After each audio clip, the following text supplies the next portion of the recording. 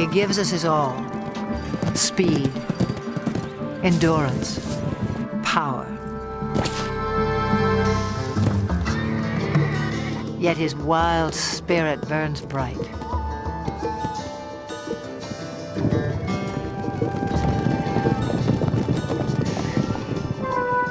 Spark of ancient myth, pride of king and conqueror. He was the backbone of civilization. History was forged to the beat of his hooves. Even now, he still lays claim to the heart, with all the bold beauty that is the horse.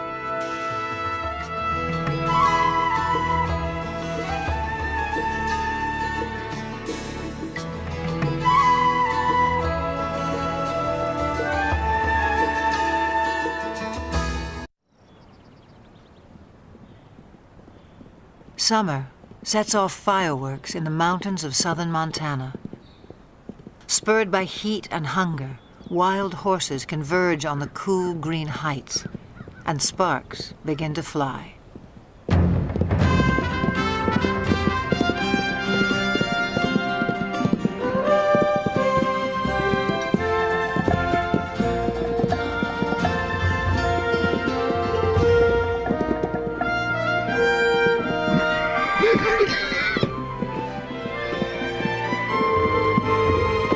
Stallions spar and court young mares in a drama as old as the hills.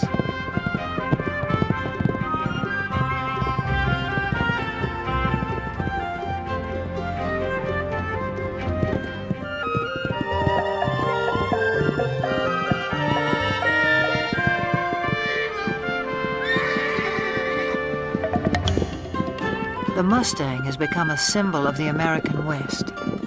But some say he's a newcomer to these parts, even a trespasser. The truth is tangled in the long and winding history of his kind. It began some 60 million years ago in the forests of North America. Living on leaves, a creature the size of a fox walks the underbrush on padded toes. In time, forests give way to grassy plains. Legs grow long and toes become nimble hooves in a body built for speed. About 1 million years ago, the first true horses spread across land bridges to Asia and Europe.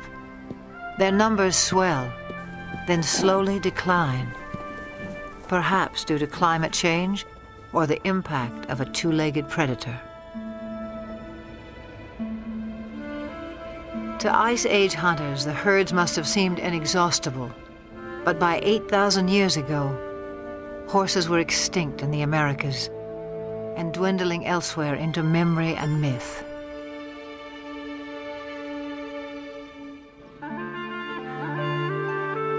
Then somewhere on the steppes of Eurasia, at least 4,000 years ago, the horse inspired someone as more than just a meal. It may have begun as a shaman's ritual or a reckless teenage prank. But some brave soul took a quantum leap and changed the world forever.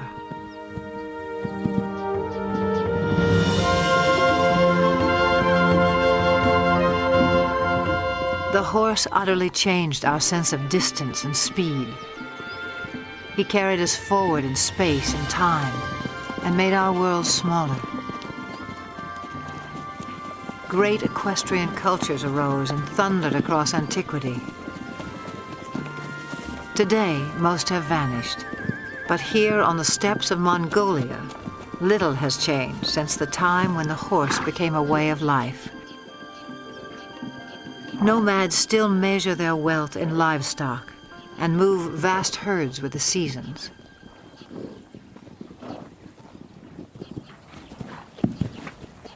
Small but hardy, Mongolian horses endure a harsh climate and grow a thick winter coat.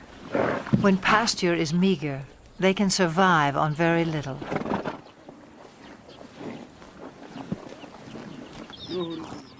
Mongolian nomads also herd sheep, goats, and cows, but horses are their greatest pride.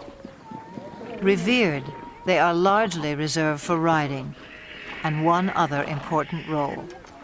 Mongolia's national drink, called arak, is fermented mare's milk. Life in the saddle begins early, in keeping with a local proverb. A Mongolian without a horse is like a bird without wings.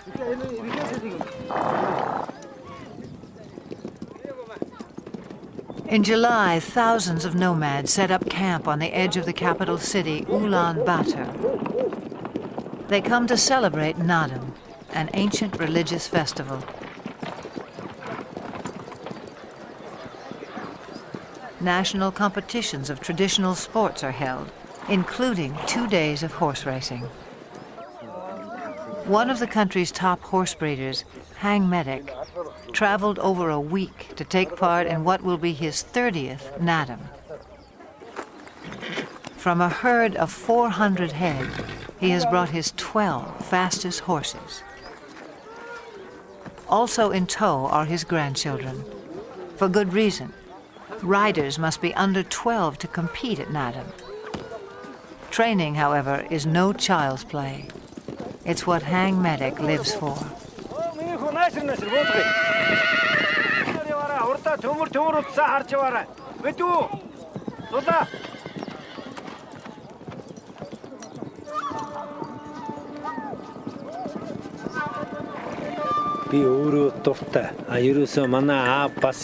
Horse training is a passion. My father was a great trainer, and he passed that on to me. It's the same for most Mongolian people. We compete at Naadam to see who has the best horse, and because we're so proud of our horses. A fine racehorse is a symbol of good luck and happiness.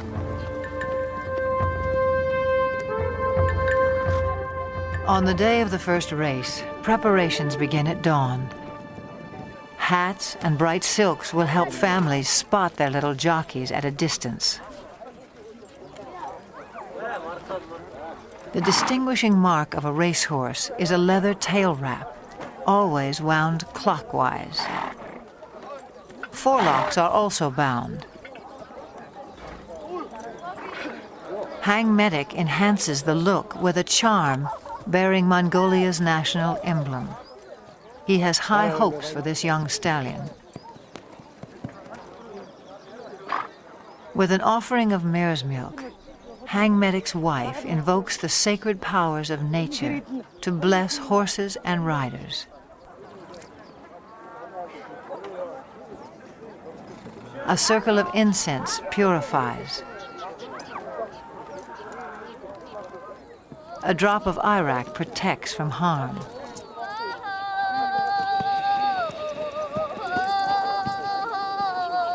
An ancient Buddhist chant rings out for luck.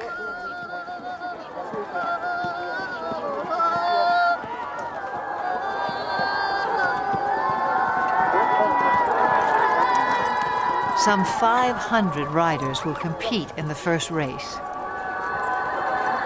Parents on horseback swell their ranks. By tradition, they circle clockwise at a staging area near the finish line.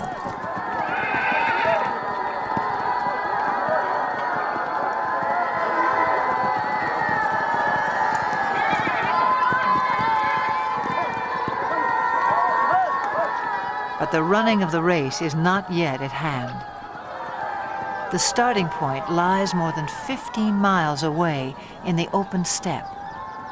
To reach that point at a walk will take the racers some 3 hours, which leaves time to kill for everyone else.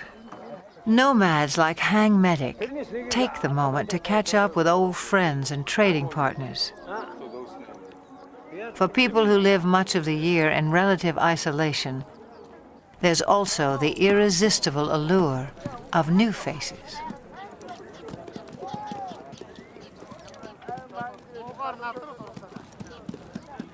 For now, small talk belies the drama that's erupting miles away.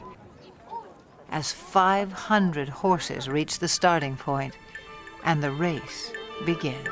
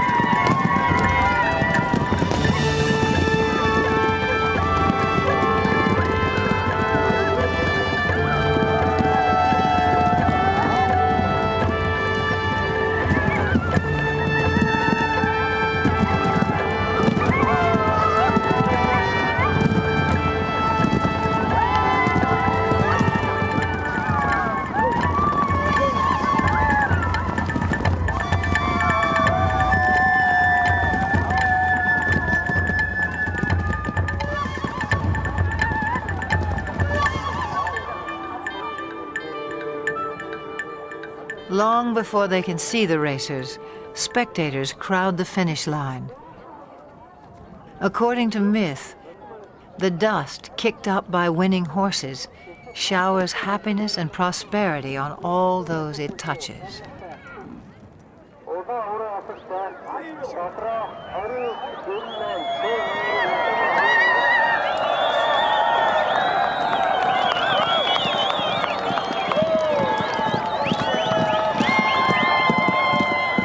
Frontrunners have been galloping for nearly 30 minutes. By Western standards, this might qualify as an extreme sport. But these are the descendants of Genghis Khan, who forged the largest land empire ever known on horseback.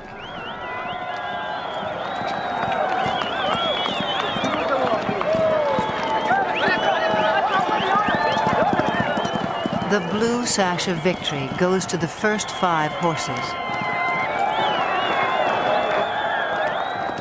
A flash of green tells Hang Medic his granddaughter has placed. But a riderless horse sends him off in search of his youngest grandson.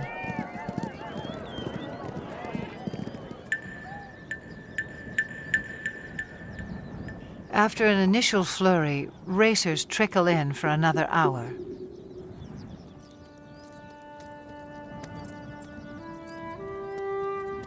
Herd instinct alone will keep a horse going, even one that lacks the fitness and conditioning required for a long-distance run. For some, the strain is too much.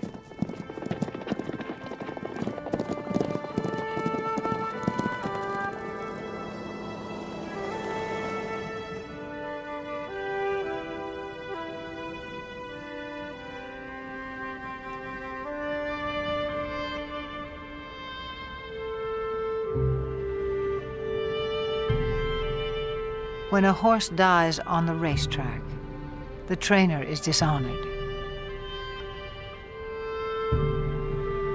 But the child who has lost a beloved pet reaps only heartbreak.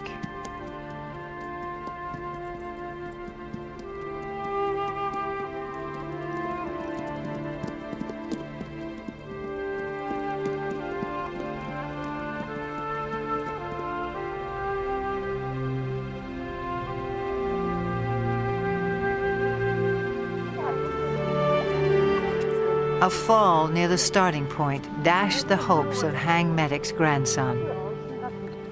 His horse is safe, his bruises minor, but his 6-year-old pride will sting until the races are over.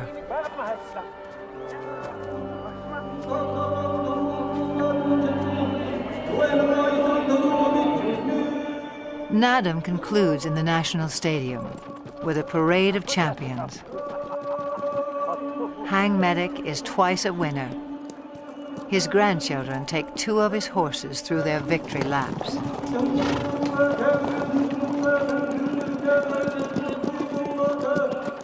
A herald sings the praises of the winning horses.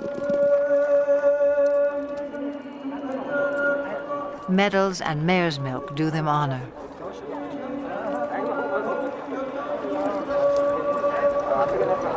But for each little rider, the highlight is a kiss from the president of Mongolia.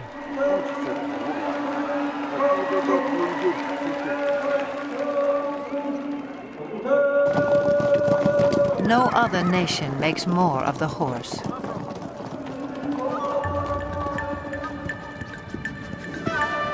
Fiery steed, faithful servant. He is all good things to the Mongolian people. In return, they may succeed in saving the last truly wild horse on Earth. Before the rise of civilization, his kind ranged throughout Asia and Europe. Alert and aggressive, they were elusive prey with their camouflage of tawny coat, their upright two-toned mane. These horses were already rare in 1878, when Russian explorer Nikolai Przewalski returned from Mongolia. He carried a skull and hide that would prompt the announcement of a new species.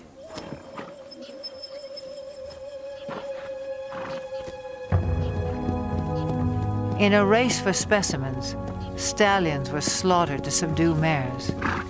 Mares were killed to secure foals. Dozens died en route to zoos and animal collectors in the West.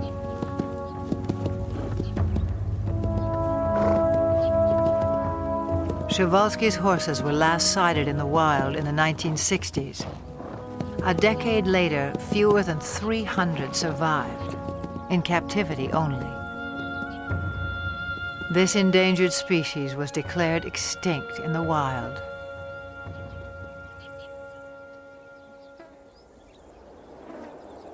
In 1992, 16 Przewalski horses from European reserves touched down in Ulaanbaatar. Their journey was the crowning achievement of Dutch conservationists and Mongolian authorities. Transports were blessed with mare's milk as the horses arrived at a nature reserve established in their honor. The homecoming delighted local people. Their name for the horses is Taki. The word also means spirit.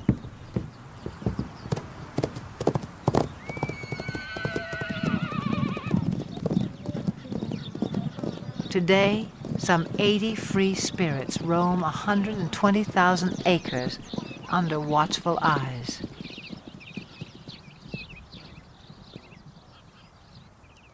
Park rangers closely track the animal's health and behavior. Breeding success is high. 2 generations have been born in the reserve. To increase the gene pool, horses are still brought in from the West. But prospects for a self-sustaining population are promising. Mongolia's preservation of the Taki seems a fitting tribute to an animal who has given us so much.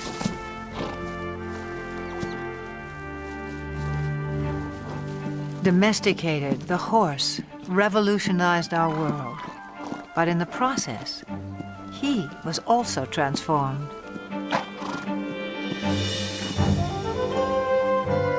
The legendary Arab is just one of more than 150 breeds, some honed for work, some for sport, others for sheer show.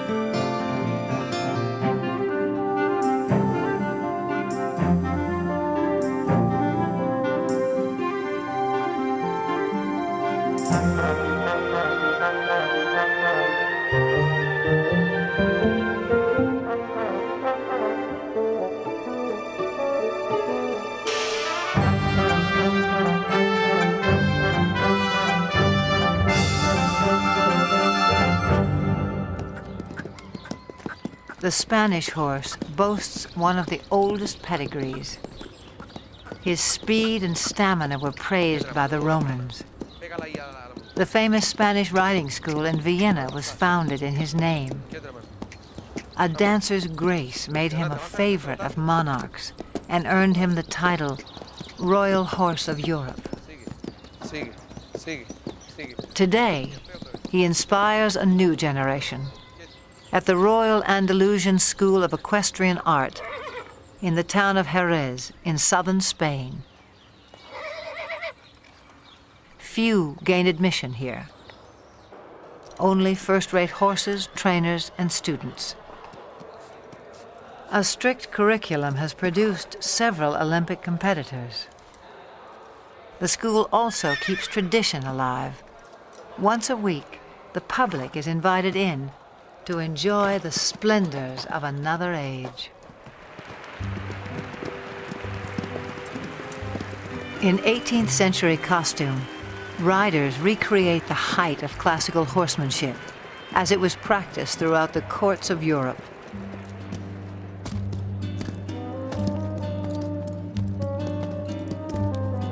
Most spectacular are the airs above the ground.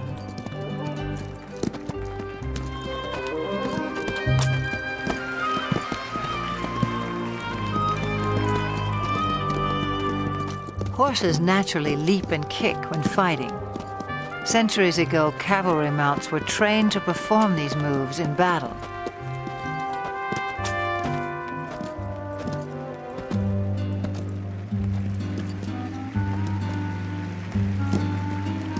Eventually, each gesture became an end in itself, as formal as ballet.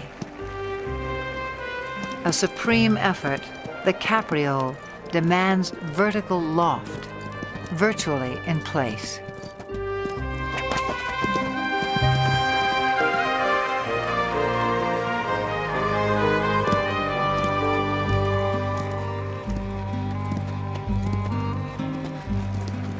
Few can perform this exacting dance with the power and precision of the Spanish horse. The purity of the breed is proudly protected in Spain, yet his bloodlines extend far and wide. For this was the horse who once conquered a new world. Some 500 years ago, Spanish explorers rode upon the shores of the Americas. Some native people mistook man and mount for a single fearsome creature. But soon they would make the horse their own.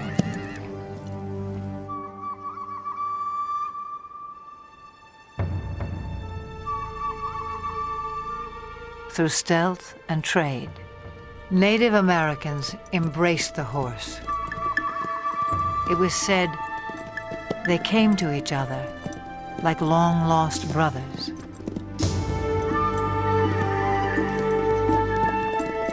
Some called him Sky Dog. He opened vast horizons in this life and haunted their visions of the afterlife. But this cult of the horse would not last. By the 19th century, Native Americans had been robbed of land and livelihood. Their beloved sky dogs were shot or simply set loose. Scores of Indian ponies joined strays and runaways, already thriving in the wilderness. By 1900, over 1 million horses roamed the American West. But not for long. To make way for cattle and sheep, public lands were cleared of animals considered worthless pests. They were slaughtered by the thousands for pet food, fertilizer, and mere sport. In the 1950s, public outcry denounced the abuses. Still, numbers had dropped below 20,000 by 1971, when a federal law was finally passed to protect the wild horse. as a living symbol of the pioneer spirit of the West.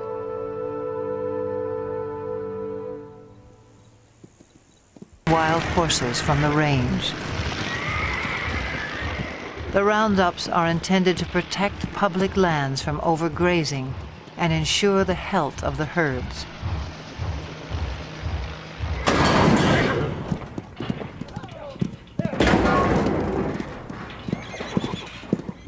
Excess animals are placed in adoption programs, but supply far exceeds public demand.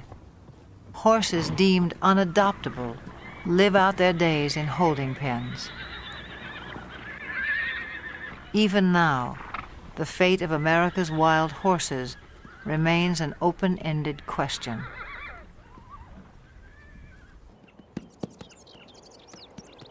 Some 4,000 years of domestication have failed to deprive the horse of his wild instincts. His natural impulse is to flee the company of humans. Brian Newbert makes a living not breaking, but in his words, starting wild or green horses. This 2-year-old quarter horse stud, born on the open range, has never been handled. On his ranch in Northern California, Brian is about to make first contact.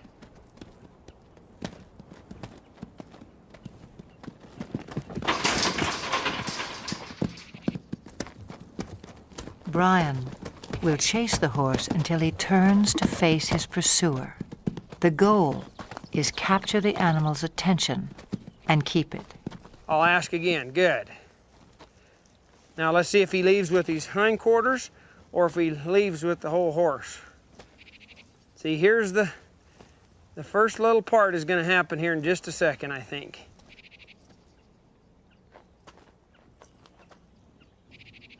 Subtle shifts of body language keep the horse focused on Brian. If his attention wanders, I might see if I can get another step closer. As long as he's doing that, I'll just let that soak in. And I'll take another step. And I'll take another one here. He's having trouble with it, but he's trying.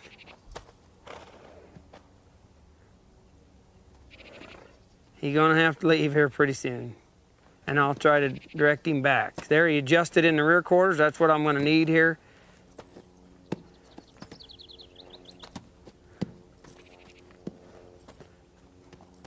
Within about 15 minutes, the young stallion has mastered the maneuver. Now Brian presents a new challenge. I might do just a little swinging here and see if he can stand that. And I'll see if I can put that on there without hitting him in the face. And I'll just, as I come forward, just let that go. And it's kind of scary. And you can see that it's troubling to him a little. So I'll just put just a little pressure till he finds his way toward me. See, he keeps thinking his answer is out of here, but the answer's right there. The horse turns to Brian for reassurance, a critical breakthrough. Now he might reach for me.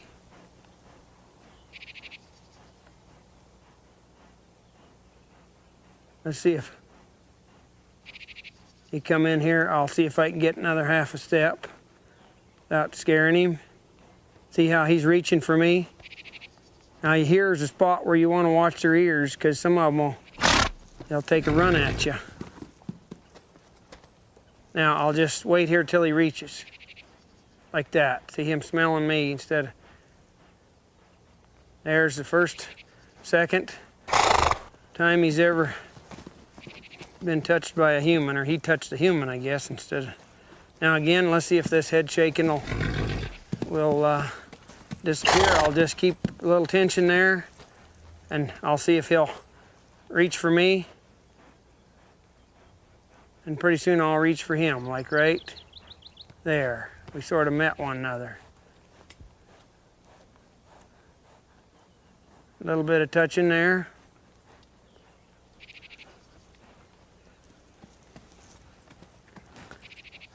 A little bit more here. See, he's finding out he can touch me and reach for me now. In a horse, there's a spot in there where they can just turn loose emotionally. You can see in their eye and their face a change that comes over them. And they'll begin to drop their head and their eyes will soften, and you can just see that they're beginning to trust you. And then you can move right on and really advance then. I'll get my weight shifted back. He's feeling a whole lot better about things now. He's finding out I can touch him and he won't get hurt. Less than half an hour after the first touch, Brian tests the saddle. It's kind of important to swing this on so that it doesn't hit him.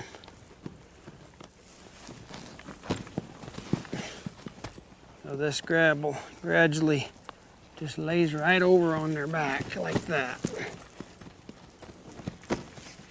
I don't mind seeing one buck with the saddle because being a prey animal, that's his responsibility to not let anything stay up there. That's where the predator has the best advantage. If he can get above and stay with them, then he can have himself a meal.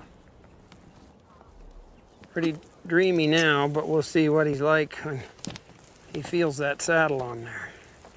I'd rather he test the saddle out before I get on than after I get up there. Now I'm gonna move him off, but ever so softly, if I can. I'm not trying to make him buck.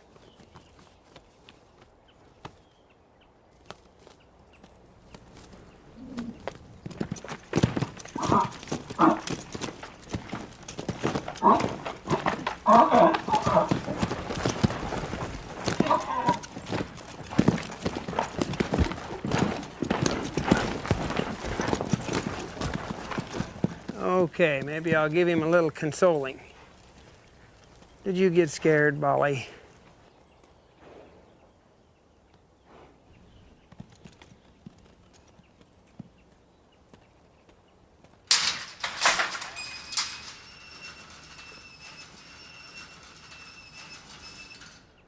It's been less than 2 hours since Brian began work, a fairly routine first session.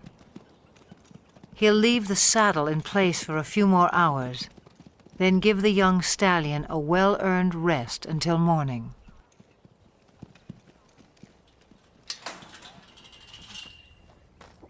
Yesterday's fear gives way to recognition and trust. Today will be another turning point. Social animals feel safest in a group.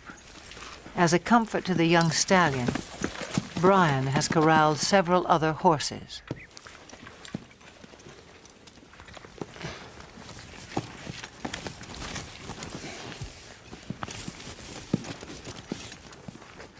See, if he wiggles, I'll just wait here till he stands put. Pet him over here as if it was my leg, and maybe get myself kind of set here before he gets untracked. I might let him go right out that way. And I'll just ask him to go. If he gets up set, if he gets scared, wants to run, I'll just try to go with him.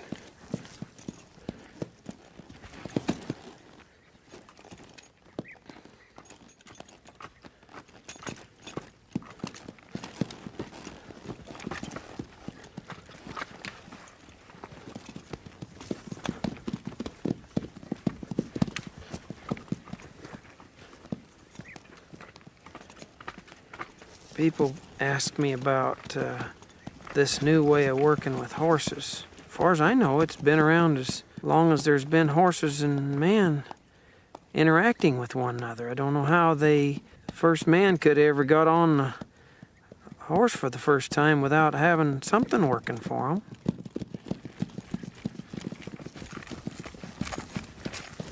I'll get a little bolder as he gets a little more confidence. I'll ask him here to come back to me with this rein a little, and he did. The young stallion's first ride lasts no more than 15 minutes and prompts a simple reward.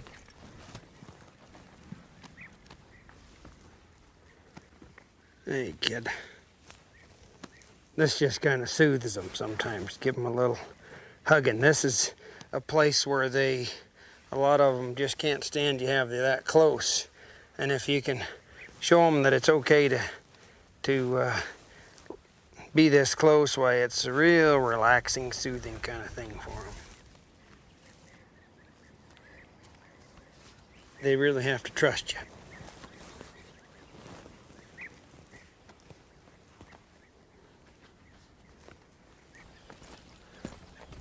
By day 3, it's time to abandon the security of the corral. A whole new life is beginning for the young stallion. You get so you can trust me a whole lot more today, I see. And Brian is left to ponder an age-old mystery about the nature of horses. I often wondered how in the world would they allow somebody to get up on their back and guide them around. They'll take us miles and miles till they're totally, tired, pull wagons and pack loads and all kinds of things, when actually they could kick us or hurt us or buck us off any time, and yet they'll just work their hearts out for us if it's presented to them in a way that they can understand. Pretty special animal, really. Special indeed. No more than 60 years before the first moon landing, the world was driven by horsepower. Every sector of the economy relied on him.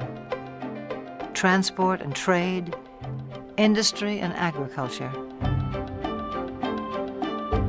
No creature served us better in the building of civilization or its occasional overthrow. For millennia, the war horse prevailed in battle. If not for a horse, would Alexander have been great? Who can imagine Attila the Hun or Napoleon on foot? Over 1 million horses served in World War I. Nearly a third died. In World War II, tens of thousands perished in a battle of bullets and bombs.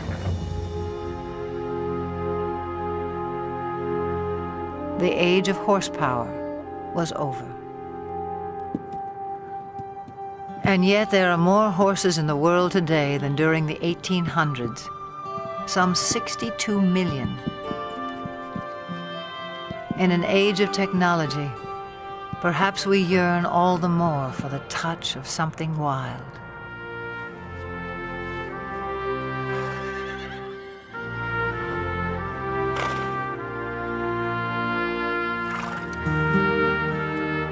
The horse is no longer changing our world, but he can still change lives, one at a time.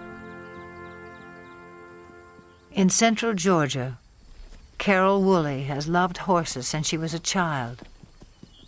In 1995, a friend told her about an old school horse who had seen better days as a fox hunter and jumper. His name was Carousel, and he needed a home. Carousel was in his mid to late 20s, a little lame, about 100 pounds overweight. He was a little sway back, just a good, quiet lesson pony. You like a goodie? Carol took good care of him. Local children rode him. Soon, Carousel was a favorite.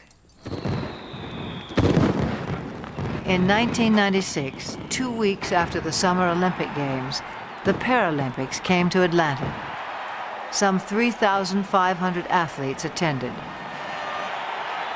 For the first time, equestrian events were included. 16 nations sent teams. It was up to event organizers to provide horses for 62 athletes with a wide range of disabilities.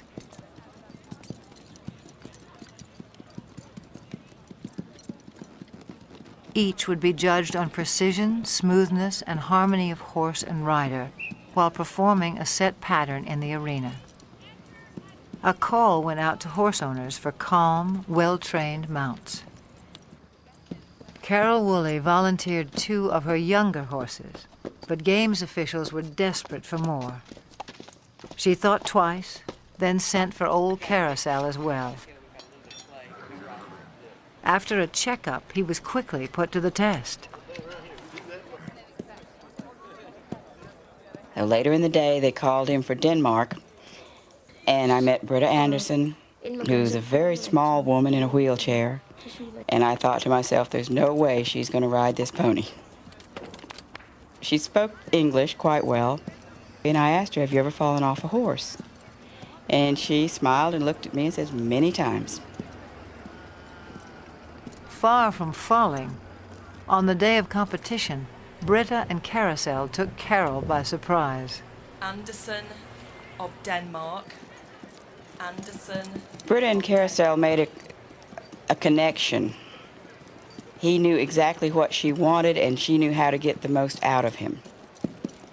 And he loved her. I'm still not sure how she did it, but they were just a perfect match.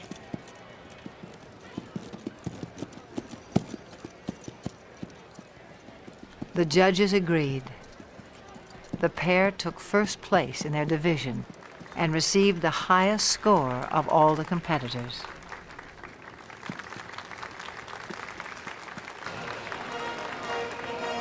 From Denmark, Britta Anderson, riding Midlands Carousel, owned by Carol Woolley. When they won the gold medal, it was this little pony and a horse trainer from nowhere, and a world-class rider. And the thought that they actually won that gold and they earned it, it was probably one of the high points of my life.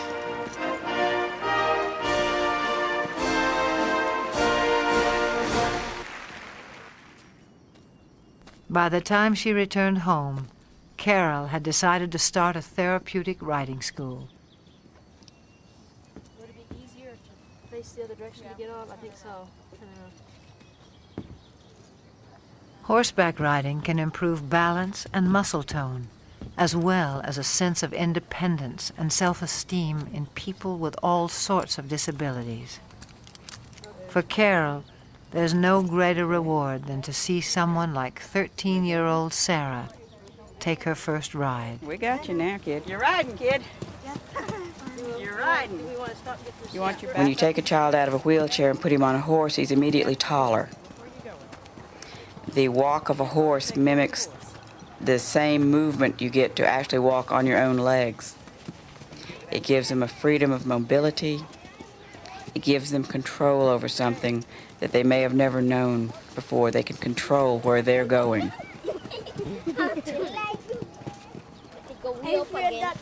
Carol runs the school on grants, donations, and volunteers. And Carousel heads her fleet of gentle horses past their prime. In August of 1998, at a regional show for riders with disabilities, Carol decides to send Carousel into the arena one last time. 9-year-old Sean Donaldson, one of Carol's top students, has never competed before.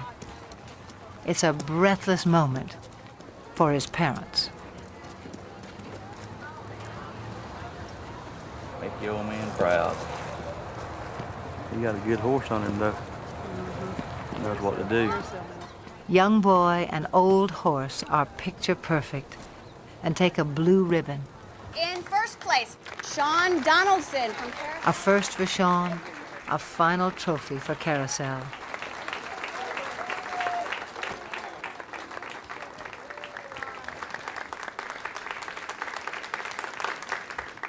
The competition concludes with a ceremony. As a symbol of retirement, Carol removes the saddle from a little horse of unknown breeding who has meant so much to so many.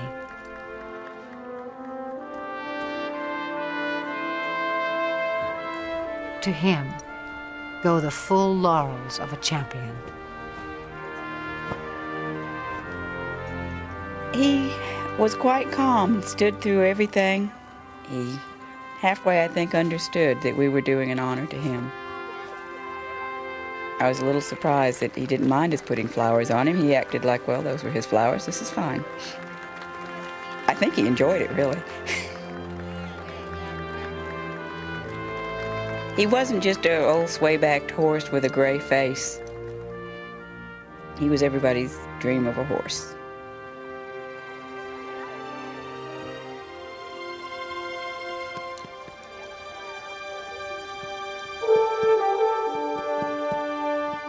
He's served everyone that's ever owned him, every place he's been. He's done everything we've asked him to do, all of his life. To me, he symbolizes all the horses that have worked hard all their lives and have given us so much pleasure. He's a fairy tale of a horse, but there's probably thousands of them out there just like him. I guess he's the poster child for all of them.